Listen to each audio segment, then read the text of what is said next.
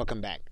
Now, when you're recording demonstration style videos and you are displaying what is on your screen for the people who are watching your video, there are a couple of things that you will want. One of the first things you'll want to do is you'll want to make sure that you're using the highest resolution possible on the screen where you're going to be displaying your demo and a narration.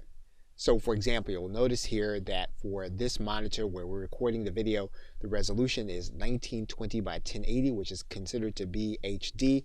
If possible, that's the resolution that you'll want to use, or at minimum, you'll want to use 1280 by 720.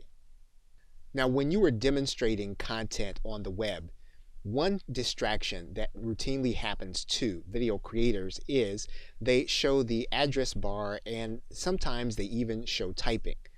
If you can avoid doing that, one of the ways that you can accomplish this is to set up any tabs that you're going to open before you start recording. So for example, we're going to open up 5 tabs.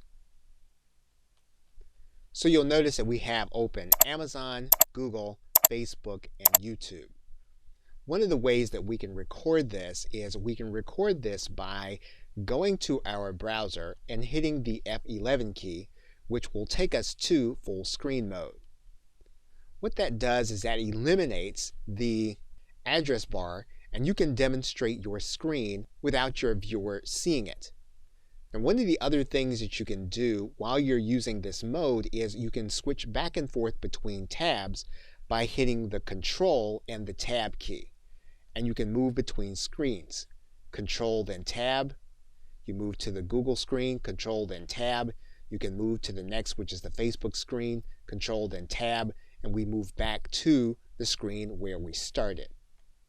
We can also tab through pages while we're in full screen mode. So for example, if we click a link and we go to some other pages, what we'll need to do now if we want to go backwards is we'll hit the Alt key and then we'll hit the left arrow and that'll take us back one screen. We'll hit the Alt key and the left arrow, that'll take us back another screen. We'll click the Alt key and the left arrow and that'll take us back to the very beginning. If we click the Alt key and then the right arrow key, that'll take us forward. We'll do it again and that'll take us forward one more screen. If we want the address bar to appear again, we can click F11 and then our screen reflects the fact that the address bar is now visible. Now in the next video, we'll go through a few more tips that you'll need to record your demonstration style video. Okay, so with that, thanks and I'll see you in another video.